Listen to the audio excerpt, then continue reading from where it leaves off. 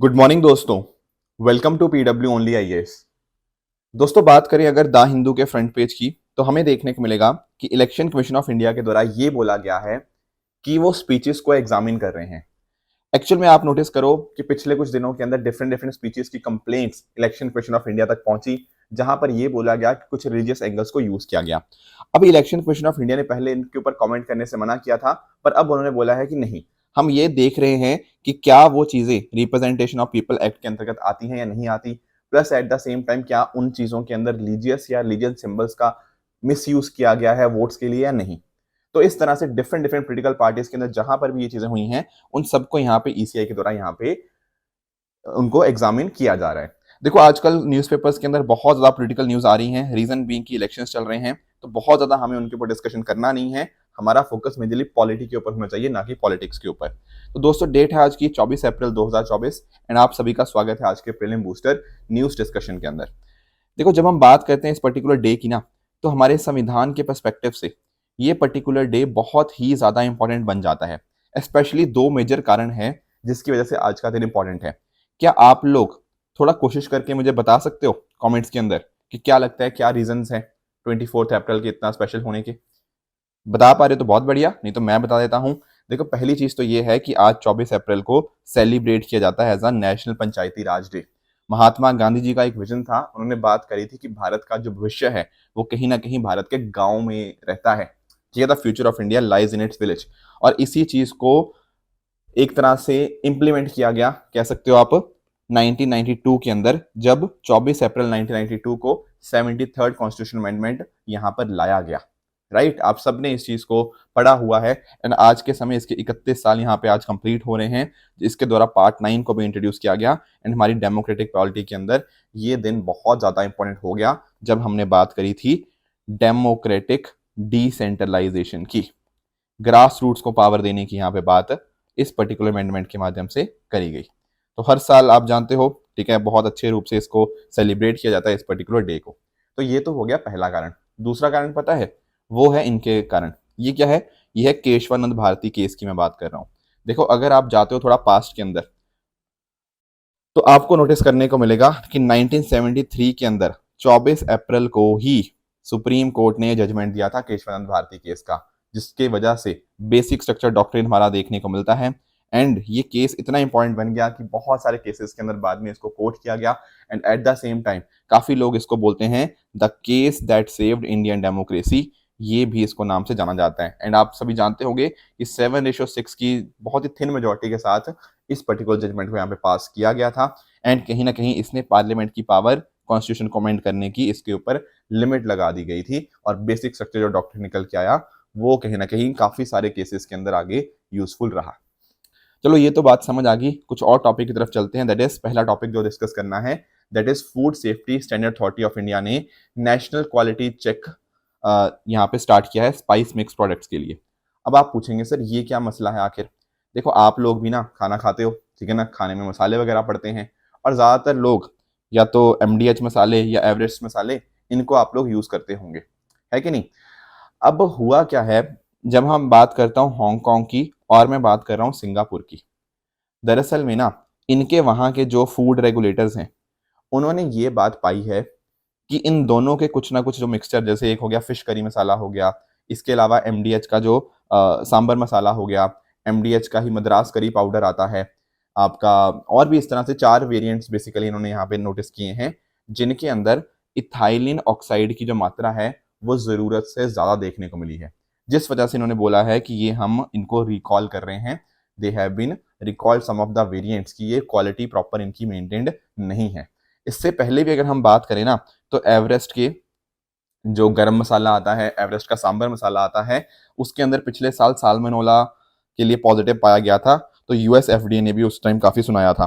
तो अभी के लिए यहाँ पर एफएसएसआई ने क्या किया है, यहाँ पर नेशन वाइड कैंपेन यहाँ पे क्वालिटी चेक इंश्योर करने की कोशिश करी है कि क्या एक्चुअल में ये चीज है या नहीं है। जो अथाइलिन ऑक्साइड के बारे में यहाँ पे बात करी गई है, ये इसको प्रॉपरली चेक किया जाए कि एक्चुअल में क्या जो मात्रा है एथाइलिन ऑक्साइड की इन दोनों चीजों के अंदर, एमडीएच और एवरेस्ट के मसालों के अंदर, वो जरूरत से ज्यादा तो नहीं है। तो चलो थोड़ा सा एक काम करते हैं, इथाइलिन ऑक्साइड के बारे में जानने की कोशिश करते हैं। इथाइलिन ऑक्साइड एक फ्लेमेबल कलरलेस गैस है जिसका जो कि टेस्ट होता है थोड़ा सा स्वीट आपको देखने को मिल जाएगा।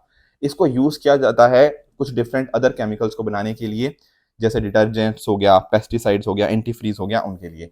साथ ही साथ मेडिकल इक्विपमेंट और कॉस्मेटिक्स को उसको स्टेरिलाइज मतलब एक तरह से साफ करने के लिए, ताकि वहां के बैक्टीरिया, वायरस, वो सबको डिस्ट्रॉय हो जाए, उसके लिए भी इसको यहाँ पे यूज किया जाता है।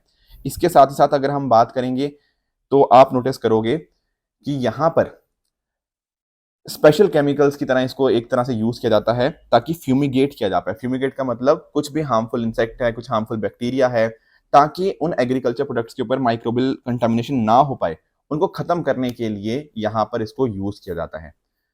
अब अगर ह्यूमंस भी इसका एक्सपोज हो सकते हैं, या तो आपने इसको गैस के माध्यम से इनहेल कर लिया, या फिर आपने इसको खा लिया, जैसे ये मसाले वगैरह जो बताए जा रहे हैं, या फिर कंज्यूमर और तरह से एनवायरमेंटल तरह से अगर आप तक ये पहुंचते हैं, तो कहीं ना कहीं आपकी बॉडी के ऊपर बहुत नेगेटिव इंपैक्ट हो सकता है। फॉर एग्जाम्पल, अगर शॉर्ट टर्म एक्सपोजर की बात करूं तो इससे डिप्रेशन, आईज का इरिटेशन होना, आपके दिमाग के ऊपर इफेक्ट कर सकता है। एंड सिमिलरली लॉन्ग टर्म जो इसका डैमेज होता है वो और भी यहाँ पे हमें डिफरेंट डिफरेंट बॉडी पार्ट, चाहे brain, lungs, throat, nose, skin, इन सब के ऊपर यहाँ पे इम्पैक्ट हो सकता है। इसके साथ ही अगर हम बात करें तो इससे कैंसर भी हो सकता है। तो यहाँ पे जो international agency for research on cancer है, इसने इसको ग्रुप 1 कार्सिनोजेनिक यहाँ पे बताया है। तो food safety and standard authority of India यहाँ पे इसके regarding national wide quality check ensure कर रहा है, ताकि देखा जाए कि एक्चुअल में इथाइलिन ऑक्साइड की मात्रा ज्यादा तो नहीं है। तो ये बेसिकली एफएसएसएआई क्या है, ये एक स्टैट्यूटरी अथॉरिटी है जिसको एफएसएसएआई एक्ट के माध्यम 2006 के माध्यम से बनाया गया था। Ministry of health and family welfare के अंतर्गत ये आती है, पर ये अपने आप में ऑटोनोमस ऑर्गेनाइजेशन हमें देखने को मिल जाती है। इसका काम यही रहता है कि आपके डिफरेंट डिफरेंट फूड आइटम्स हो गया, उनके लिए प्रॉपर यहाँ पर स्टैंडर्ड्स को बनाना, उनके लिए स्टैंडर्ड्स ले डाउन करना एंड उनको रेगुलेट करना, चाहे मैन्युफैक्चरिंग हो गया, स्टोरेज हो गया, डिस्ट्रीब्यूशन, सेल, इंपोर्ट, ये सभी चीज़ों को यहाँ पे ये रेगुलेट करता है। राइट, अब देखो 24 अप्रैल तो इंपॉर्टेंट समझ ही गए हम। इसी तरह से 21 अप्रैल की इंपॉर्टेंस भी आप समझते ही हो, वो तो था national civil services day. And इसी पर्टिकुलर सिविल सर्विसेज डे के ऊपर हमारी पूरी पीडब्ल्यू ओनली आईएएस की टीम आपको जितने भी ऑनलाइन यूपीएससी कोर्सेज हैं उन सब के ऊपर अप टू 60% ऑफ आपको दिया जा रहा है, ताकि आपको मदद करी जाए आपके सिविल सर्विसेज के ड्रीम को अचीव करने के लिए।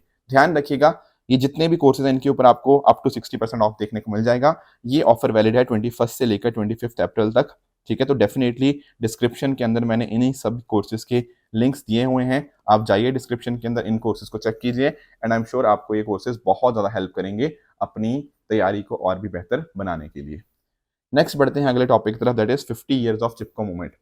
देखो चिपको मूवमेंट के भी 50 साल कंप्लीट हो गए हैं, एंड चिपको मूवमेंट का 50 साल कंप्लीट होना कहीं ना कहीं ये दिखाता है कि इन्वायरमेंटल जो मूवमेंट्स हैं पिछले 50 साल में कैसे कैसे चेंजेस आए हैं। देखो चिपको का अर्थ यही होता है कि यहाँ पर आप जानते होंगे कि ट्रीज को इस तरह से हक कर लिया गया था। अगर हम बात करें थोड़ी इसकी हिस्ट्री की, तो दरअसल में एक कंपनी थी सीमेंट्स के नाम से, जो कि स्पोर्ट्स प्रोडक्ट्स यहाँ पे मैन्युफैक्चर करती थी। वो यहाँ पर ट्रीज को काटने आई। उस समय अगर हम बात करें तो एक गांधीयन सोशल वर्कर हैं चांदी प्रसाद भट्ट, इन्होंने वहाँ के जो मंडल एरिया है गढ़वाल डिवीजन का, उस समय ये उत्तर प्रदेश हुआ करता था क्योंकि उत्तराखंड तो बाद में बना, वहाँ की महिलाएं इनके साथ आई 24 अप्रैल 1973 को, और यहाँ पर इन्होंने जाके इस तरह से पेड़ों को हक कर लिया। ठीक है ना, तो लोकल्स थे, महिलाएं थी, उन्होंने ये मैसेज दिया कि we our nature and us are one, हम एक ही हैं, अब इन पेड़ों को यहाँ पे आप मत काटिए। एंड साथ में ही ना और भी बहुत कुछ प्रोमिनेंट लीडर्स है, जैसे सुंदरलाल बहुगुणा जी का नाम तो आपने डेफिनेटली सुना होगा। Even last year prelim booster के अंदर मैंने आपके साथ ये डिस्कस किया था। और भी आप नाम देख पाओगे, गौरा देवी, उखा देवी, ज्योति देवी, बाला देवी, ये कुछ बहुत इंपॉर्टेंट यहाँ पे लीडर्स उभर कर यहाँ पे सामने आए। तो ये बहुत अच्छा एग्जाम्पल है ग्रास रूट एक्टिविज्म का, जहां पर लोगों ने अपने हकों के लिए आगे बढ़कर वो आए। अब एक्चुअल में अगर हम बात करें ना, तो उत्तराखंड वाला जो एरिया था, ये जो गढ़वाल वाला मैं एरिया बात कर रहा हूँ, यहाँ पर अगर हम बात करें तो बहुत सारे पेड़ों को टाइम्स में काटा गया था, जिसकी वजह से बहुत सारी फ्लडिंग वगैरह देखने को मिलती थी, डेथ्स लोगों की काफ़ी हुई, नेचुरल रिसोर्सेज का डिग्रेडेशन कैसा हुआ, सॉइल इरोजन हो गया, बायोडाइवर्सिटी लॉस होना, लोकल लाइवलीहुड का इफेक्ट होना, ये सारी चीज़ें देखने को मिली।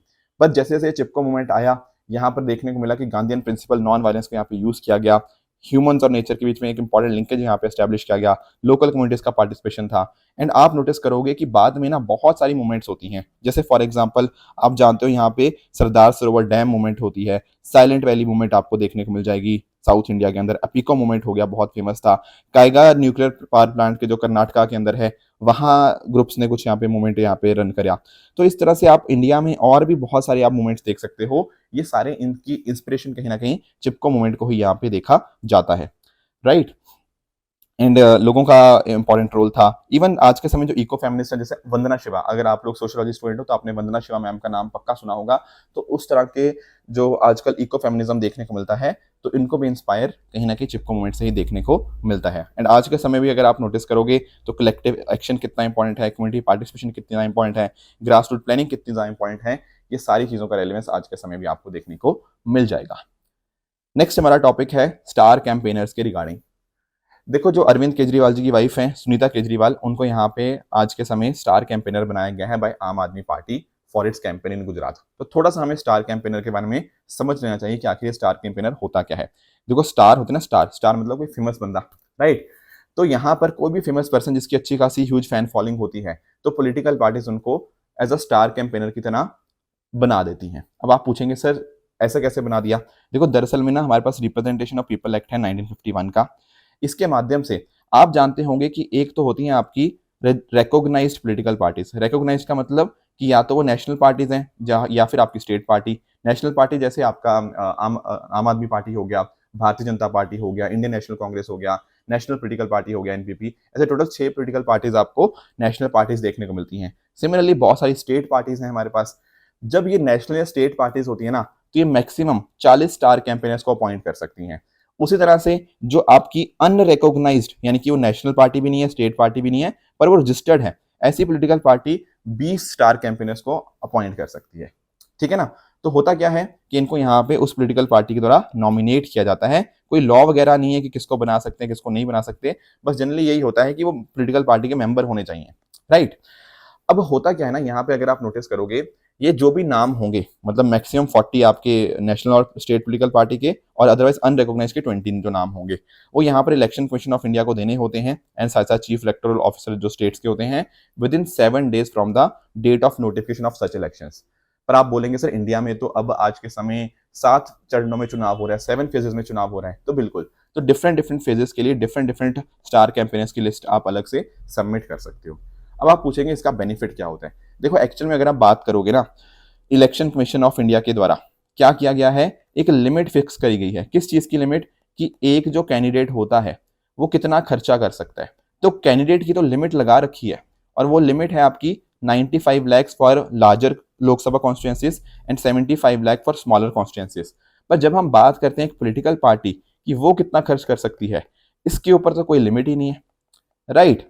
तो एक्चुअल में अगर आप नोटिस करो, अगर मान लो एक पर्सन है जो इलेक्शन के लिए इलेक्शन में खड़ा हुआ है, अब वो चाहता है कि उसकी सीट के ऊपर बहुत बड़े बड़े लोग आकर प्रचार करें, यानी कि स्टार कैंपेनर्स आके प्रचार करें, पर उसके पास पैसा तो लिमिटेड है कि इतना ही पैसा वो खर्च कर सकता है। तो इस केस में पता क्या होता है, इस केस में अगर वो स्टार कैंपेनर वहां पर आकर प्रचार करता है, तो वो जो खर्चा होता है वो इस कैंडिडेट के अंदर नहीं डाला जाएगा, कैंडिडेट के खर्चे के अंदर नहीं जोड़ा जाएगा। ये बात आपको पता होनी चाहिए, ठीक है ना। तो the important point is the star campaigner expenses are not deducted from the candidate expenditure. तो पॉलिटिकल पार्टीज पूरा उनका कॉस्ट कवर करती हैं। पर ध्यान रखने वाली बात यह है कि अगर मान लीजिए उस स्टार कैंपेनर ने कैंडिडेट के साथ स्टेज को शेयर किया या फिर अपनी स्पीच के अंदर उस कैंडिडेट का नाम लिया, तो जितने भी चार्जेस होंगे उस स्टार कैंपेनर के सारे कैंडिडेट के एक्सपेंसेस के अंदर कवर हो जाएंगे, मतलब उसको ही कवर करने पड़ेंगे, ठीक है ना। तो इस तरह से आपको जान पाओगे। साथ में ही अगर हम बात करें ट्रैवल वगैरह का जो एक्सपेंडिचर होता है, अगर ये सब चीज़ें नहीं होती ना, कि वो नाम नहीं लेता या फिर उसका स्टेज शेयर नहीं करता, तो ये पॉलिटिकल पार्टी देखती है, अदरवाइज कहीं ना कहीं वो कैंडिडेट के एक्सपेंडिचर में से कट जाएगा। इसके साथ में अगर आप बात करो, जैसे हम बात करते हैं अगर मतलब कोई प्रधानमंत्री जी आके एज अ स्टार कैंपेनर की तरह काम करें या फॉर्मर प्राइम मिनिस्टर, तो आप जानते होंगे कि उनकी साथ में सिक्योरिटी भी होती है। तो इस केस में जो भी पूरा खर्चा होता है वो कैंडिडेट से डिडक्ट नहीं किया जाता, वो सरकार, वो गवर्नमेंट ही बियर करती है, including the expenditure on bullet proof vehicle. पर अगर मान लो प्राइम मिनिस्टर के साथ में कोई और स्टार कैंपेनर भी है, तो उस केस के अंदर जो कैंडिडेट होता है उसको सिक्योरिटी का 50% बियर करना पड़ता है। इसके अलावा अगर हम बात करें, अगर मान लो कोई कैंडिडेट ट्रैवल करता है स्टार कैंपेनर के साथ, तो उस केस में भी 50% जो ट्रैवल एक्सपेंडिचर होता है स्टार कैंपेनर का, वो भी कैंडिडेट को ही बियर करना पड़ता है। तो ये कुछ पॉइंटर्स थे जो आपको यहाँ पे पता होने चाहिए। नेक्स्ट टॉपिक हमारा है abortion of 30 week foetus allowed by Supreme Court. देखो एक्चुअल में अगर हम बात करते हैं ना, हमारे medical termination of pregnancy act है हमारे यहाँ पे। हालांकि ये एक्ट 1971 के अंदर आया था, पर बाद में अभी कुछ 2-3 साल पहले ही इसको अमेंड किया गया, ठीक है ना। और जब ये अमेंडमेंट किया गया ना, तो ऐसा बोला गया कि इंडिया का जो medical termination of pregnancy act है वो काफी लिबरल है, plus at the same time pro choice है, क्योंकि महिला को काफी हद तक हम चॉइस देते हैं कि वो अपनी प्रेगनेंसी को टर्मिनेट कर पाए। तो जो नए चेंजेस के हिसाब से जो ये अमेंडमेंट आया, उसके बाद से ये हुआ कि होता क्या है कि अगर मान लो 20 वीक से कम का टाइम है, उस केस के अंदर प्रेगनेंसी टर्मिनेट करी जा सकती है, वहां पर एक डॉक्टर की एडवाइस चाहिए होगी। अगर मान लीजिए समय हो चुका है 20 से 24 हफ्ते का, इस केस में भी आप कर सकते हो, पर यहाँ पे 2 रजिस्टर्ड मेडिकल प्रैक्टिशनर्स की आपको एडवाइस चाहिए होगी। पर आप पूछेंगे सर अगर 24 हफ्ते के ज्यादा टाइम हो चुका है बच्चे को, उस केस में क्या होता है, उस केस में मेडिकल बोर्ड को यहाँ पे एक मेडिकल बोर्ड होता है, वो यहाँ पे बताता है कि क्या ये हो सकता है या नहीं हो सकता। रीजन बीइंग पता क्या होता है, इसका रीजन एक्चुअल में यही होता है कि यहाँ पे ना हमारे चेक करते हैं हम फीटल वायबिलिटी के बारे में। फीटल वायबिलिटी मतलब कि मान लो अगर आपने एक बच्चे को जन्म दे दिया, और बच्चे का अभी जन्म मान लो, जैसे वैसे तो 9 महीने का बोला जाता है, पर मान लो 6 महीने या 7 महीने के बाद भी ना, आजकल हमारे पास इतनी साइंटिफिक इक्विपमेंट आ चुका है कि वो माँ के पेट के अंदर नहीं, वो बाहर भी अपने आराम से सरवाइव कर सकता है। इस तरह के हमारे पास आजकल साइंटिफिक अरेंजमेंट्स आ चुके हैं। तो प्री मेच्योर जो बेबीज होते हैं उनकी मैं यहाँ पे बात कर रहा हूँ। तो वो चीज़ भी यहाँ पे इस हिसाब से मेडिकल बोर्ड के हिसाब से देखी जाती है कि क्या अब सही है इसको टर्मिनेट करना या नहीं सही है। तो केस टू केस बेसिस के ऊपर वो चीज़ें डिसाइड करी जाती हैं। बाकी यहाँ पे सेक्शन 3 भी है जो रूल्स का मेडिकल टर्मिनेशन प्रेगनेंसी एक्ट का, जो कि फोर्स्ड प्रेगनेंसी की 7 कैटेगरीज को यहाँ पे बताता है, जैसे रेप हो गया, माइनर हो गया, मैरिटल स्टेटस हो गया, इस तरह की चीज़ें। तो एक्चुअल में अभी पता क्या हुआ, अभी ये मुद्दा गया सुप्रीम कोर्ट के अंदर कि एक 14 साल की बच्ची है, ठीक है ना, उसके ऊपर सेक्सुअल असॉल्ट हुआ था। तो वो चाहती थी कि अपनी जो 30 हफ्ते की प्रेगनेंसी हो चुकी है उसको यहाँ पे टर्मिनेट करना चाहती थी। जो मेडिकल बोर्ड था देखो उसने तो मना कर दिया, पर बहुत सारे और हॉस्पिटल्स, जैसे एक म्यूनिसिपल हॉस्पिटल का डीन का एक रिपोर्ट सबमिट भी करी गई, उसमें बोला गया कि अगर ये बच्ची अब मतलब ऑलरेडी 14 साल की बच्ची है, अगर वो इस छोटे बच्चे को जन्म देती है, तो कहीं ना कहीं पता क्या होगा, इस 14 साल की लड़की के ऊपर फिजिकल और मेंटल वेल बीइंग के ऊपर बहुत मैसिव लेवल के ऊपर नेगेटिव इफेक्ट आएगा। सुप्रीम कोर्ट ने इस बात को माना, इस बात को सुना, एंड इस चीज के ऊपर वर्डिक्ट भी यही दिया कि हाँ हम अलाउ करते हैं कि ये टर्मिनेट कर पाए अपनी प्रेगनेंसी को। साथ ही साथ चीफ जस्टिस ऑफ इंडिया ने ये भी बोला कि इंडिया का जो मेडिकल टर्मिनेशन प्रेगनेंसी एक्ट है वो काफी लिबरल है, काफी प्रो चॉइस है। हाँ, जैसे यूएस में रो वर्सेस वेड एक बहुत ही फेमस केस हुआ था ना, हालांकि बाद में जाके भी बहुत सारी स्टेट्स ने इसको मना किया कि ये चीज सही नहीं है। तो इंडिया में बहुत हम क्लियर हैं कि हम लिबरल है हमारा लॉ, एंड काफी प्रो चॉइस की तरफ हम यहाँ पे जाते हैं। और फीटल वायबिलिटी आपको मैंने समझा दिया कि माँ के गर्भ के बाहर भी कहीं ना कहीं जो फीटस कब सर्वाइव कर सकता है उस टाइम को बोला जाता है फीटल वायबिलिटी। और ये सुप्रीम कोर्ट के द्वारा जो चीजें बोली गई ये मैंने आपको यहाँ पे बता भी दी हैं। एक छोटा सा टॉपिक और है, that is with regards to a place in news. मैंने कल भी आपका इसका पूछा था माउंट एरेबस के रिगार्डिंग। देखो दरअसल में यहाँ पर ना हम बात कर रहे हैं किस चीज की, हम बात कर रहे हैं यहाँ पे अंटार्कटिका की। अंटार्कटिका में ना एक आपको वॉल्केनो देखने को मिलेगा जिसका नाम है माउंट एरेबस। ऑल दो बहुत सारे और भी वॉल्केनोज, इनका नाम भी आप यहाँ पे पढ़ पाओगे अंटार्कटिका के वॉल्केनोज के अंदर। पर ऐसा कहा जाता है कि वर्ल्ड का मतलब दुनिया का सदर्न मोस्ट जो एक्टिव वॉल्केनो है वो कौन सा है, वो आपका माउंट एरेबस ही है। अब आप पूछेंगे सर ये वॉल्केनो इतना ज़्यादा पॉपुलर क्यों है। ये वॉल्केनो इतना ज़्यादा पॉपुलर इसलिए है क्योंकि होता क्या है ना, लगभग डेली बेसिस के ऊपर इस वॉल्केनो से क्रिस्टलाइज्ड सोना निकलता है, जिसकी वैल्यू लगभग हर रोज 5 लाख रुपया देखने को मिलती है। समझे इस बात को। तो रोज के रोज यहाँ पे क्या होता है, लगभग 80 ग्राम का क्रिस्टलाइज सोना यहाँ से बाहर निकलता है इस वॉल्केनो से, जिसकी वैल्यू आपको 5 लाख रुपया डेली बेसिस के ऊपर देखने को मिल जाएगी। तो ये अंटार्कटिका के रॉस आइलैंड पे आपको सिचुएटेड देखने को मिल जाएगा। इसका नाम एरेबस इसलिए पड़ा क्योंकि British explorer sir James Clark Ross, ये इनकी शिप का नाम था एरेबस, तो उसके शिप के नाम के ऊपर ही इन्होंने इस वॉल्केनो का नाम रख दिया। तो जैसा मैं आपको कह रहा था ये दुनिया का सबसे साउदर्न मोस्ट एक्टिव वॉल्केनो है।